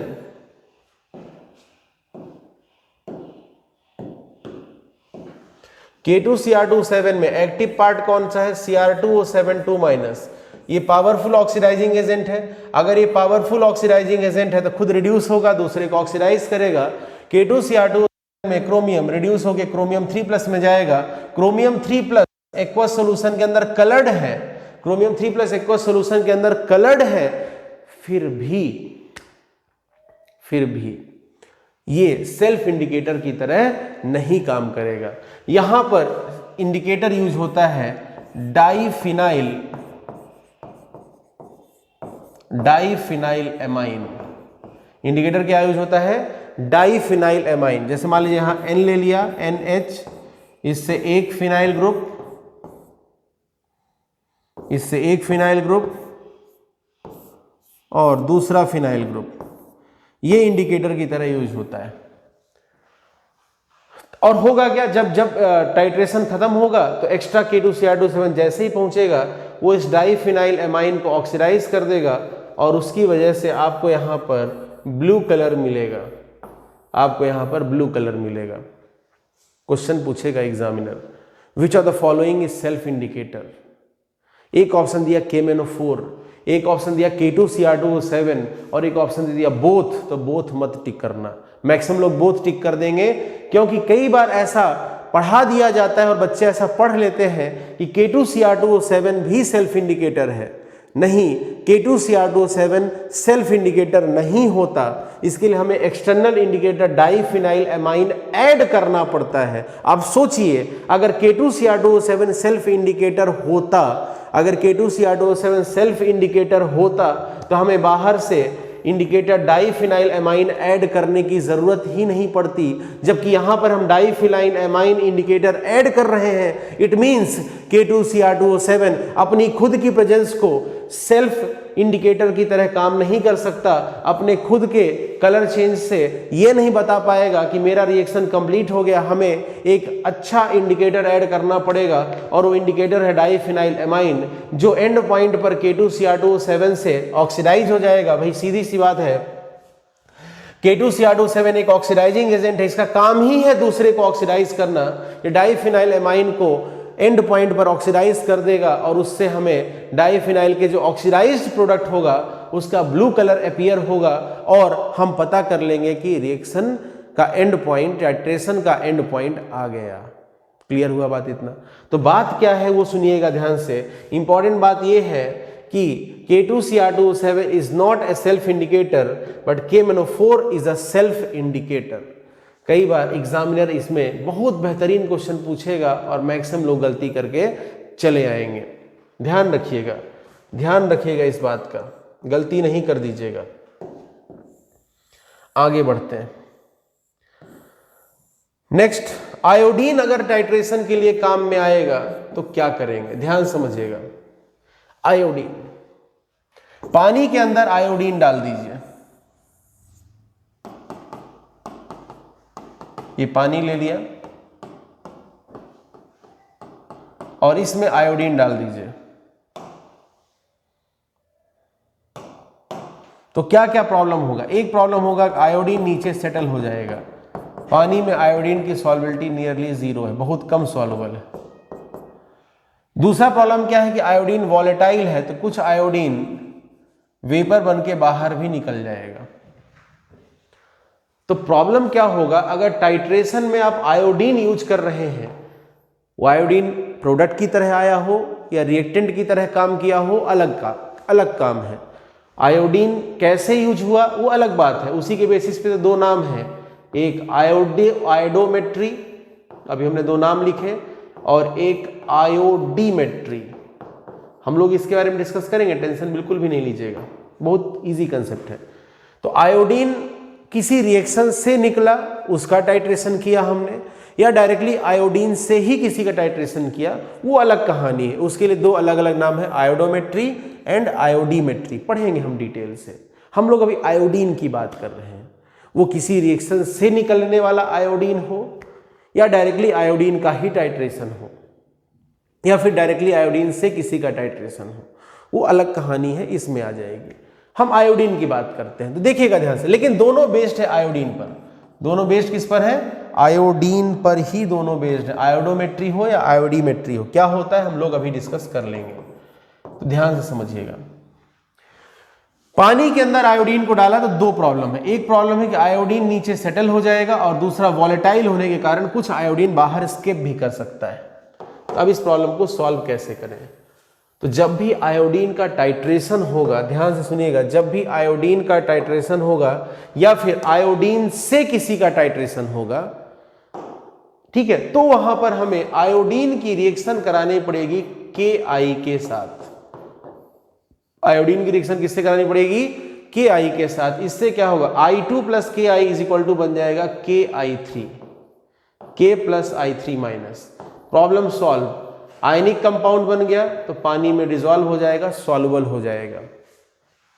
सेकेंड प्रॉब्लम भी सॉल्व। आयनिक कंपाउंड होने की वजह से ये नॉन वॉलेटाइल होगा, तो वेपर में जाने की भी प्रॉब्लम सॉल्व, और पानी में सॉल्बिलिटी का भी प्रॉब्लम सॉल्व। ये हो गया।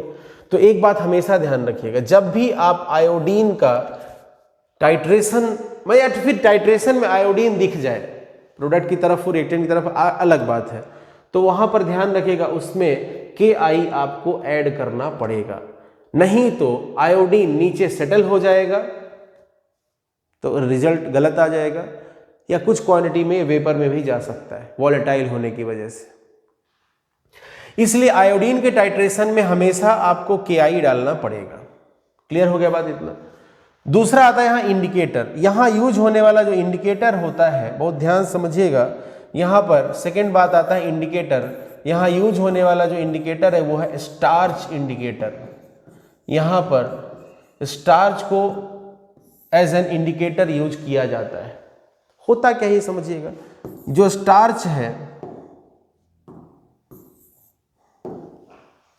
जो स्टार्च है, देखिएगा ध्यान से, स्टार्च I2 या फिर ज्यादा परफेक्टली कहें तो वहां पर I3 माइनस रहेगा। KI3 में हमने कन्वर्ट कर लिया ना, अभी हमने डिस्कस किया कि हम I2 को KI के साथ रिएक्शन करें, किस में बदल देंगे, KI3 में, तो K प्लस I3 माइनस। तो स्टार्च जो है इस आयोडीन या फिर I3 माइनस के साथ रिएक्शन करेगा और यहां पर होगा क्या, ध्यान से देखिएगा, स्टार्च एक ऐसा हेलिक्स बनाएगा और इस हेलिक्स के अंदर I2 या फिर I3 माइनस के मॉलिक्यूल, मान लीजिए मैं I3 माइनस लिख देता हूं, I2 भी आप लिख सकते हैं। I3 माइनस एक लीनियर मॉलिक्यूल है, जैसे स्टार्च की हेलिक्स के अंदर I3 माइनस का मॉलिक्यूल ट्रैप हो जाएगा, एक नहीं कई। तो यहां पर क्या हो गया, ये हो गया स्टार्च और इसके अंदर I3 माइनस ट्रैप हो गया। इसको कहते हैं इंटरकैलेटेड कंपाउंड। और इस इंटरकैलेटेड कंपाउंड के फॉर्मेशन की वजह से, इस इंटरकैलेटेड कंपाउंड के फॉर्मेशन की वजह से आपको वहां पर ब्लू कलर दिखाई देगा और इस तरीके से आपको टाइट्रेशन का एंड पॉइंट पता चल जाएगा। तो यहां पर काम की बात करते हैं, रेडॉक्स टाइट्रेशन में हमारे पास 3 कहानी, हर कहानी की बात करते हैं एक एक बार फिर से। हमने 3 बात करी, titration by KMnO4, titration bye K2Cr2 और एक हमने बात की आयोडोमेट्री एंड आयोडीमेट्री। आयोडोमेट्री हो या फिर आयोडीमेट्री हो, both are based on the iodine. Iodine पर कैसे बेस्ड है हम आगे डिस्कस करेंगे। KMnO4 में हमने बात क्या किया, it is self indicator, it is self indicator, अपने आप की प्रेजेंस को या एंड पॉइंट को खुद कलर चेंज करके बता देगा। फिर हमने आगे बात क्या किया, K2Cr2 is not a self indicator, it required external indicator and that external indicator is diphenyl amine which impart blue colour at the end point by its oxidation. Third हमने डिस्कशन किया आयोडीन का। Iodine के साथ एक problem क्या है कि iodine जो है पानी में सॉल्युबल नहीं होता है या बहुत कम सॉल्युबल होता है, ऐसा भी कह सकते हैं, इट इज स्पेरिंगली सॉल्युबल और इनसॉल्युबल। इस वजह से हम लोग इसको एक आयनिक कंपाउंड KI3 में बदल देते हैं by treating it with KI। KI3 जो है मतलब K plus I3 minus ionic compound है, इसमें सॉल्युबल होगा और नॉन वॉलेटाइल होगा, हमारा प्रॉब्लम सॉल्व हो गया। दूसरा आयोडीन के लिए इंपॉर्टेंट बात क्या है कि यहाँ यूज होने वाला इंडिकेटर स्टार्च होता है। स्टार्च जो है इस I2 या फिर I3 माइनस के साथ एक इंटरकैलेटेड कंपाउंड बनाता है, ऐसे हेलिक्स बनाएगा स्टार्च और उस हेलिक्स के अंदर I3 माइनस ट्रैप हो जाएगा, इंटरकैलेटेड कंपाउंड बनेगा और इस इंटरकैलेटेड कंपाउंड के बनने के कारण, इस इंटरकैलेटेड कंपाउंड के बनने के कारण या इस स्टार्च आयोडीन कॉम्प्लेक्स के कारण, ये जो ब्लू कलर आया वो किसकी वजह से है, this is due to starch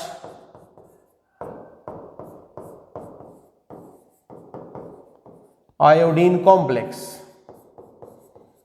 हालांकि ये स्टार्च I3 माइनस कॉम्प्लेक्स है, बट कई बार बुक्स में जनरली स्टार्च आयोडीन मतलब कि स्टार्च एंड I2 कॉम्प्लेक्स लिख दिया जाता है, बट यहाँ पर ये इस रिएक्शन में जो मैंने यहाँ पर डायग्राम बनाया इसमें स्टार्च I3 माइनस कॉम्प्लेक्स तो दिख रहा है, ये स्टार्च है और ये I3 माइनस है, वो दिख रहा है, उसकी वजह से ब्लू कलर दिखता है और हमें एंड पॉइंट पता चल जाता है। तो चलिए पॉइंट नोट करिएगा जल्दी से। फर्स्ट पॉइंट नोट करिएगा, फर्स्ट पॉइंट नोट करिएगा, KMnO4 act as self indicator. KMnO4 act as self indicator at it impart pink color at end point KMnO4 is a self indicator at it impart pink color at end point. So external indicator is not required.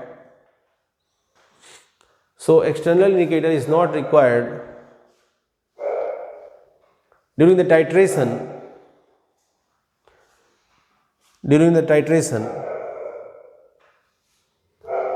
which is based on KMnO4, during the titration which is based on KMnO4. चलिए जल्दी से video pause करके इसको note करिए, जल्दी से video pause करके ये KMnO4 का जो बॉक्स बनाया गया इसको नोट कर लीजिए, वीडियो पॉज करके नोट करिए, अगला लिखिएगा point. Next point, second point, K2Cr2O7 is not a self indicator. K2Cr2O7 is not a self indicator, and hence an external indicator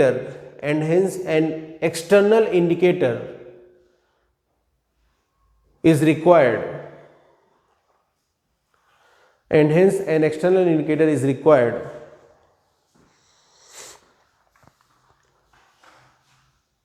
During the titrations which are based on K2Cr2O7,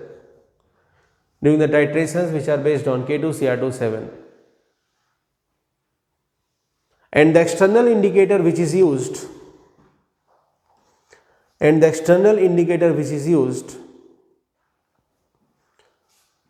for K2Cr2O7 titration, and the indicator which is used for K2Cr2O7 titration is diphenylamine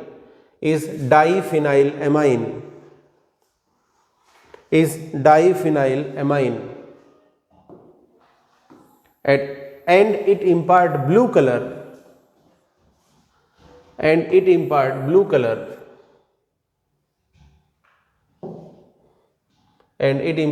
color at end point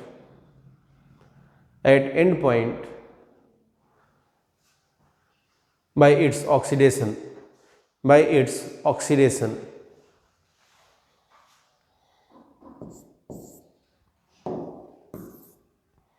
तो यहां पर किसी ने ऐसा पूछ लिया आपसे कि K2Cr2O7 के टाइट्रेशन में जो डाइफिनाइल एमाइन यूज होता है वो खुद ब्लू कलर इंपार्ट करता है या फिर एंड पॉइंट पर इसके ऑक्सीडेशन से बनने वाला प्रोडक्ट वो ब्लू कलर इंपार्ट करता है। तो आपका आंसर होगा डाइफिनाइल एमाइन का ऑक्सीडेशन होगा, किससे होगा भाई, K2Cr2O7 है ना, ऑक्सीडेशन बाय K2Cr2O7, और यहां जो प्रोडक्ट मिलेगा ऑक्सीडेशन के बाद वो ब्लू कलर इंपार्ट करेगा। तो चलिए जल्दी से ये नोट कर लीजिए।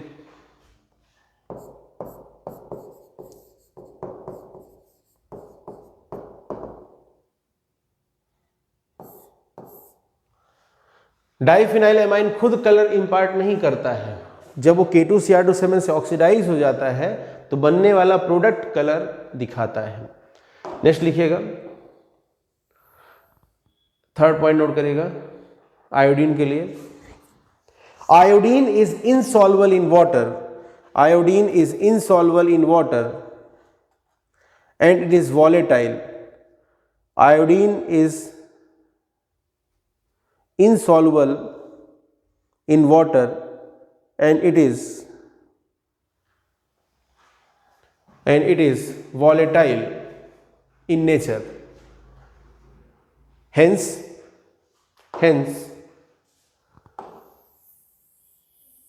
iodine is converted into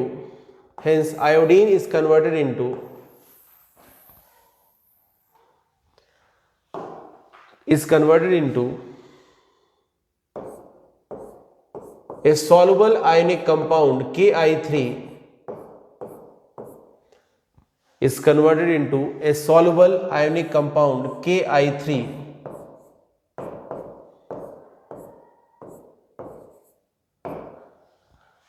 by treating it with potassium iodide, by treating it with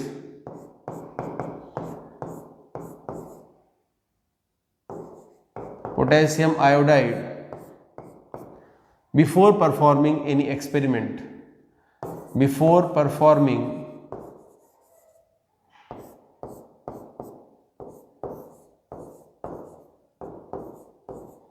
any experiment.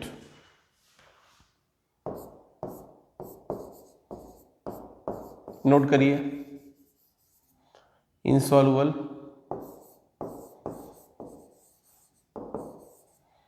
Volatile. I2 कैसा है? इनसॉल्युबल वॉलेटाइल है, और KI3 आयनिक होने की वजह से सॉल्युबल एंड नॉन वॉलेटाइल है। अच्छा, कभी भी आपको इसमें ये रीजन पूछा जाए कि I2 को क्यों KI3 में बदलते हैं, ऑप्शन में इनसॉल्युबल और वॉलेटाइल दोनों है, तो इनसॉल्युबल को मोर करेक्ट टिक करिएगा, वॉलेटाइल को लेस करेक्ट टिक करिएगा। इनसॉल्युबल होना ज्यादा इंपॉर्टेंट रीजन है इसको KI3 में बदलने के लिए। जल्दी से ये नोट कर लीजिए, I2 + KI = KI3। KI3 को हम लोग अलग अलग तरीके से लिख लेंगे बाद में। चलिए ठीक है, जल्दी से वीडियो पॉज करके नोट करिए। नेक्स्ट पॉइंट नोट करिएगा, टाइट्रेशन ऑफ I2 और I3-, ये ऐसे लिखना है, टाइट्रेशन ऑफ I2, इधर देखिए I2 और ये I3-, टाइट्रेशन ऑफ I2 और I3- is performed in the presence of starch indicator, is performed in the presence of starch indicator. Titration of I2 or I3- is performed in the presence of starch indicator, and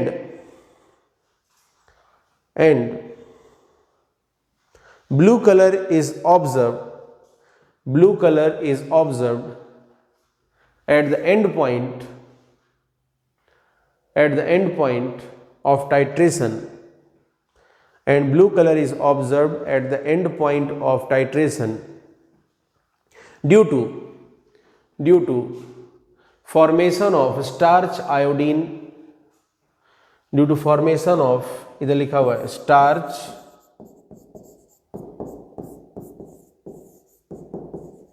iodine, और आगे continuation में लिखिएगा starch iodine, और इधर लिखा हुआ starch I3- complex, और starch I3- complex which is an intercalated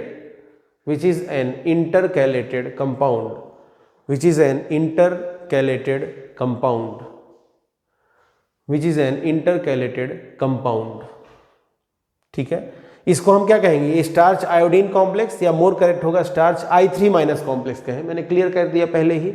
और ये एक इंटरकैलेटेड कंपाउंड, आप समझिए एक हेलिक्स है और उसके अंदर ऐसे I- ट्रैप हो गया, इंटरकैलेट हो गया है, ये ऐसा हेलिक्स है स्टार्च का और उसके अंदर I3- ट्रैप है, इसलिए इसको नाम दिया गया इंटरकैलेटेड कॉम्प्लेक्स, ठीक है। चलिए ये जल्दी से नोट करिए वीडियो पॉज करके, ठीक है, आगे बढ़ा जाए अब। चलिए अब आ जाते हैं टाइट्रेशन के मैथमेटिकल पार्ट पर, ठीक है ना, कैलकुलेशन वाले पार्ट पे आ जाते हैं। हम यहां पर एक पहले रिएक्शन लेते हैं, जैसे मान लीजिए मैंने लिखा रिएक्शन K2Cr2O7 प्लस,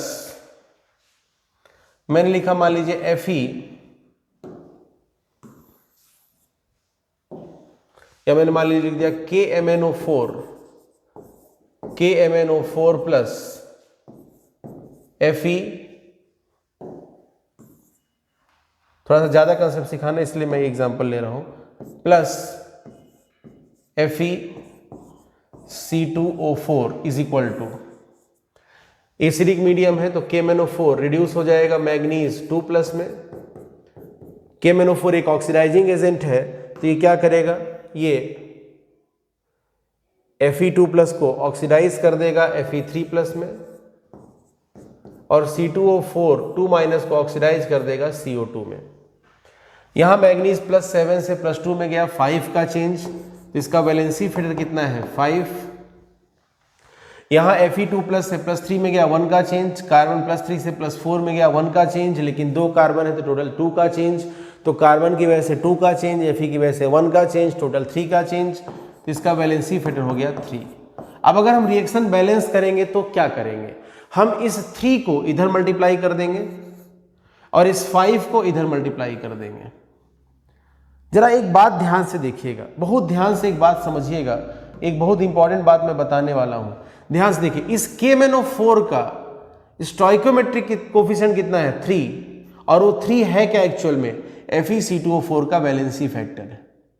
हमने इसके वैलेंसी फैक्टर को क्रॉस मल्टीप्लाई किया ना, इधर देखिएगा ध्यान से, इसका जो वैलेंसी फैक्टर है यही तो क्रॉस मल्टीप्लाई हो गया है, और यही इसी तरीके से देखें KMnO4 का वैलेंसी फैक्टर 5 है, जो कि FeC2O4 का क्या बन गया स्टोइकोमेट्रिक कोफिशिएंट। तो यहां पर एक कंसेप्ट दिखाई दे रहा है, क्या यहां पर कंसेप्ट क्या दिखाई दे रहा है कि stoichiometric coefficient of KMnO4 is equal to valency factor of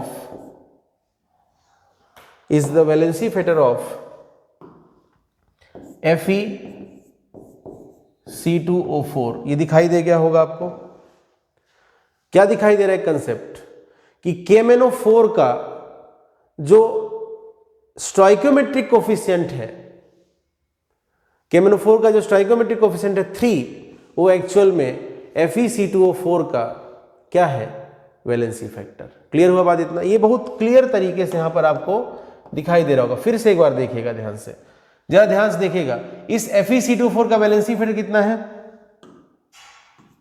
इस FeC2O4 का वैलेंसी फैक्टर कितना है 3।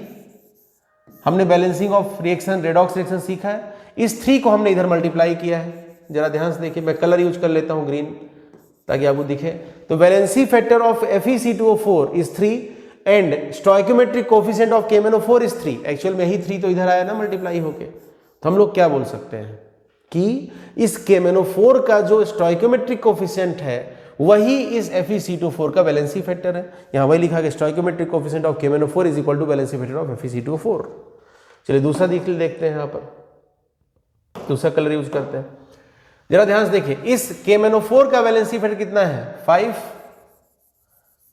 और ये इधर मल्टीप्लाई हुआ है FeC2O4 में। भाई वैलेंसी फैक्टर्स को क्रॉस मल्टीप्लाई किया जाता है रिएक्शन को बैलेंस करते टाइम। तो हम लोग क्या बोल सकते हैं, जरा ध्यान से देखिए, जो FeC2O4 का स्टोइकोमेट्रिक कोफिशिएंट है 5, वो एक्चुअल में KMnO4 का वैलेंसी फैक्टर था। हम लोग यहां पर ये भी बोल सकते हैं कि स्टोइकोमेट्रिक कोफिशिएंट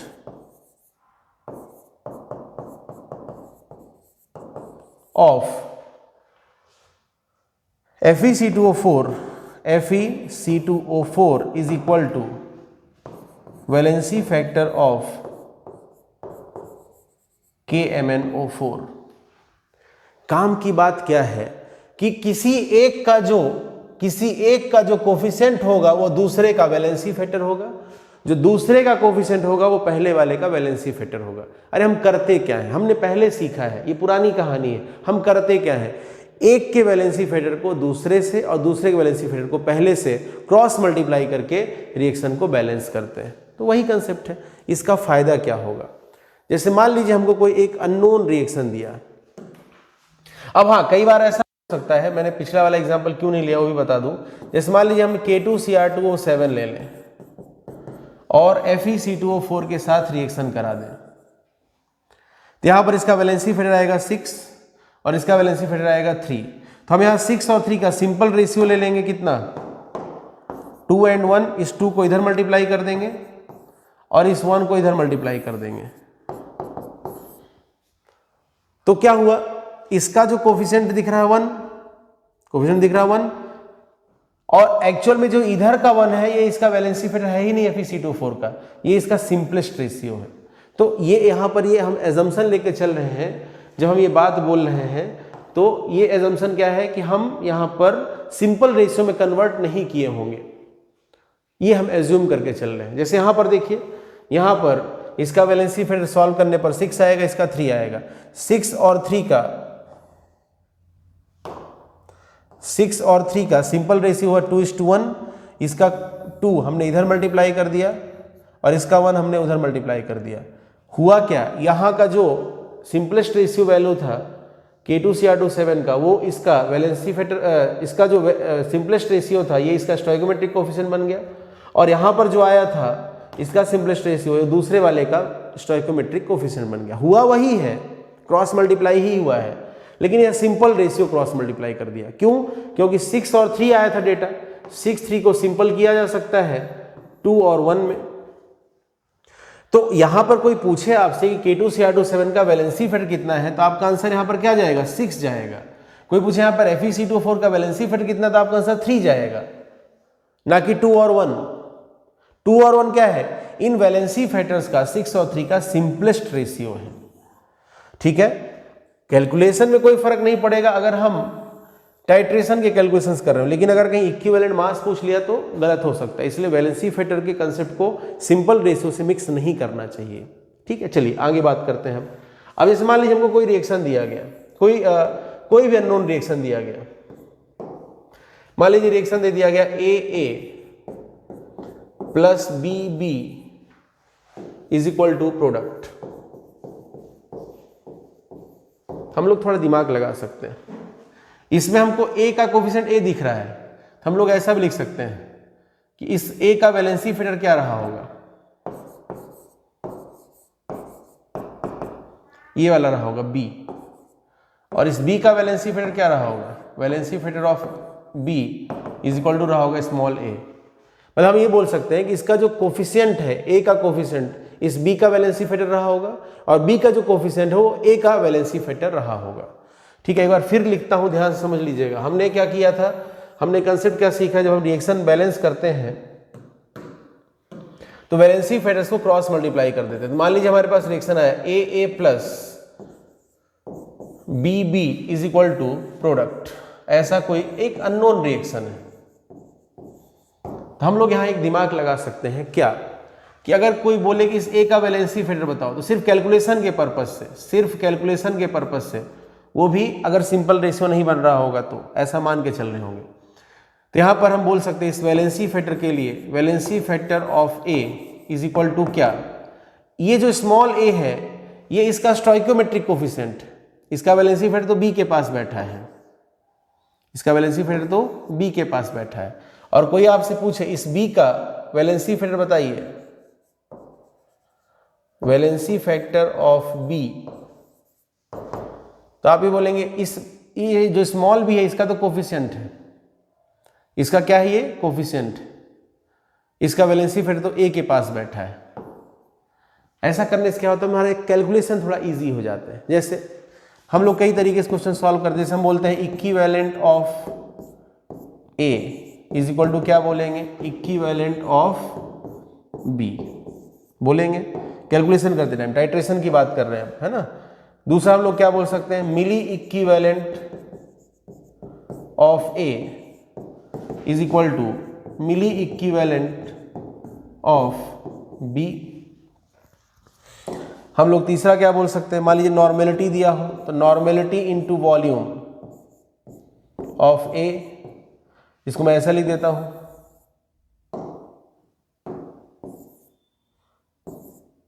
इसको ऐसे लिख देता हूं, NA VA is equal to NB VB। Molarity दिया हो तो क्या करें, वो भी हम जानते हैं, molarity of A volume of A into valency factor of A is equal to molarity of B volume of B into valency factor of B। ठीक है, ये हो गया।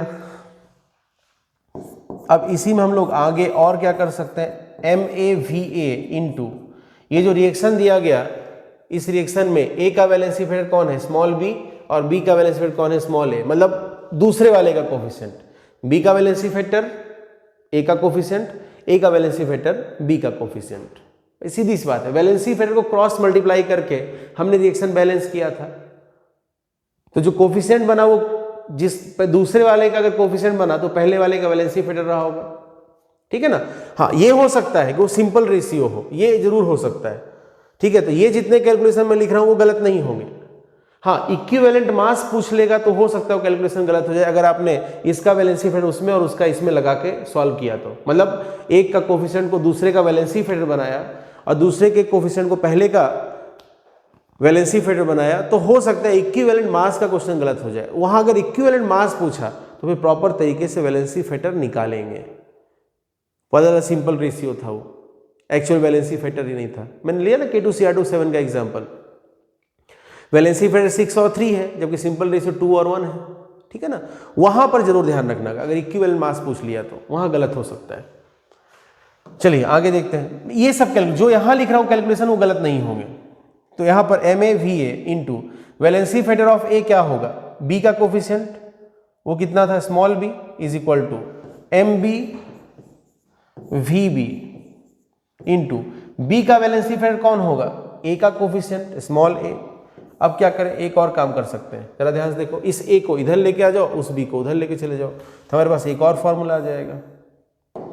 क्या आ जाएगा, MAVA डिवाइड बाई ये स्मॉल a इधर लेके चले जाओ, equal to MBVB divide by small b। ये हमारे लिए नया कंसेप्ट आया, नया फॉर्मूला के, बाकी सब तो पुराना कंसेप्ट ही है, हम पहले ही पढ़ चुके हैं इक्विवेलेंट कंसेप्ट। और ये सबसे डरना नहीं है, डरना कुछ भी नहीं है, सब कुछ लॉजिकल है, सब कुछ लॉजिकल है, कुछ भी डरने की जरूरत नहीं। इससे फायदा क्या होता है, हमारे कैलकुलेशन थोड़ा फास्ट हो जाते हैं। जैसे मान लीजिए हमको ये टाइट्रेशन बस का क्वेश्चन सॉल्व करना हो तो हम वैलेंसी फैक्टर में दिमाग नहीं लगाएंगे, हम कोफिशिएंट से सॉल्व कर लेंगे। जैसे एग्जांपल देखते हैं, मान लीजिए कि हमको एक रिएक्शन दिया 2A plus 3B is equal to product, हमको लिखना है तो हम क्या लिखेंगे, MAVA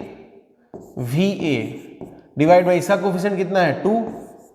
अगर नॉर्मेलिटी के टर्म्स में लिखना हो तो कैसे लिखेंगे, नॉर्मेलिटीज में तो सीधा इक्विवेलेंट आ जाता है, तो NAVA is equal to NBVB ऐसा लिख देंगे।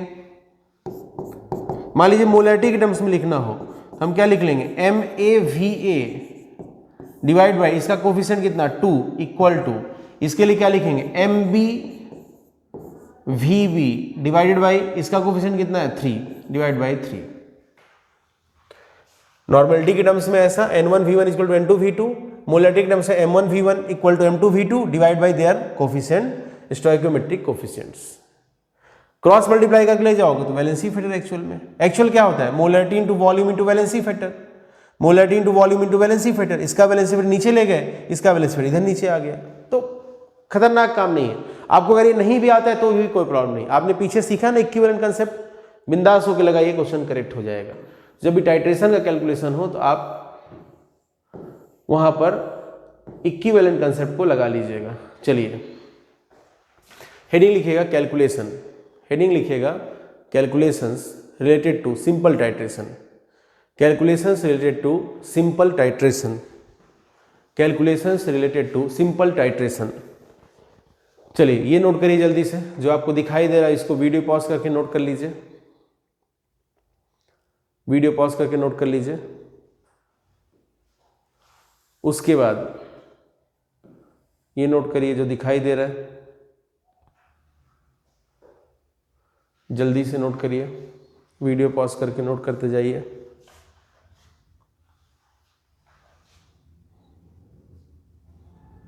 उसके बाद ये नोट करिए,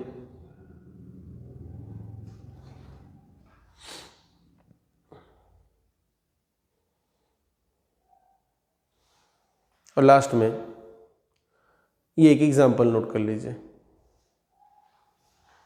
ठीक है। और इस एग्जाम्पल को बॉक्स में बंद कर लीजिएगा, काम की बात यही है। इससे आपके सारे दुख दर्द दूर हो जाएंगे टाइट्रेशन के। ठीक है, तो आप इसको नोट कर लीजिए। ठीक है, अगले लेक्चर में हम लोग टाइट्रेशन पर बेस्ड कुछ क्वेश्चन सॉल्व करेंगे। जो आज पढ़ाया उसको जरूर अच्छे से रिवाइज करके रखना है। Thank you.